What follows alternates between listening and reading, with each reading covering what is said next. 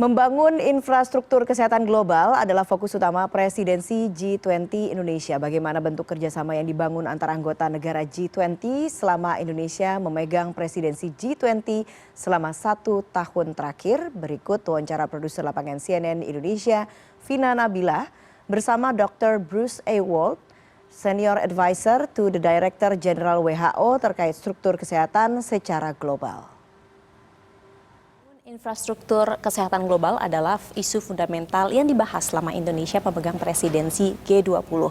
Dan ini juga menjadi fokus pembahasan antara Indonesia dengan negara-negara G20. Lalu apa saja kerjasama selama 1 tahun terakhir? Kita akan membahasnya dengan Dr. Bruce Aylward, Senior Advisor dari WHO yang ada di Indonesia saat ini. Dr. Bruce Aylward, thank you for making time for us here in this interview. Thank you. Okay, welcome to Bali. How's that? How's Bali? Oh, fantastic. One of the most beautiful places in the world and wonderful people.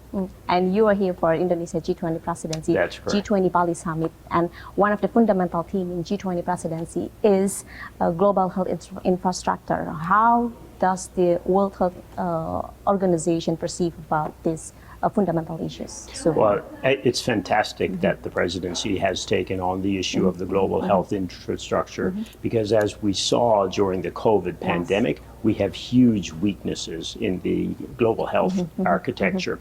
And unless we fix that and fix the infrastructure, the world remains vulnerable. Something like COVID-19 happens and we see that not only is the health system overwhelmed, but society is overwhelmed. The economy fails and stalls. It's extremely important to development, to economic stability and growth, that, and of course the health of our peoples, that we have a strong and stable health infrastructure. And the G20 presidency of Indonesia has seen this problem and raised it to a very high level. We can't solve this problem without the G20 because the G20, as you know, 60% of the world's population, 80% of the economic might. It's critical to solving problems like this. How about the latest cooperation among World Health Organization with G20 countries member in order to ensuring the global health and the global health infrastructure, like you said before in this situation? Yeah, we've had a fantastic collaboration with the G20 presidency under Indonesia. We've worked very closely with the health ministry under Minister Budi. We've worked very closely and crucially also with the finance ministry under Minister Mulyani. So we've had a close collaboration. We have an office here in Indonesia which works closely with the government. But in addition to that, we've been working from the global level with Indonesia and through Indonesia, all of the G20 countries. You said that we have the impact because of this current situation, right? And in this, we have been facing unprecedented situation, this pandemic COVID-19. So, what was the biggest challenges that the World Health Organization faced in order to ensure this kind of issues? Well, one of the biggest challenges we face are the gaps in what we call primary healthcare coverage around the world. Because primary healthcare is the level at which people get most of 90% of the things that you need to stay healthy, you get at the level of the primary healthcare. But 2 billion people, actually more, 2.5 billion people, don't have access to the most essential health services.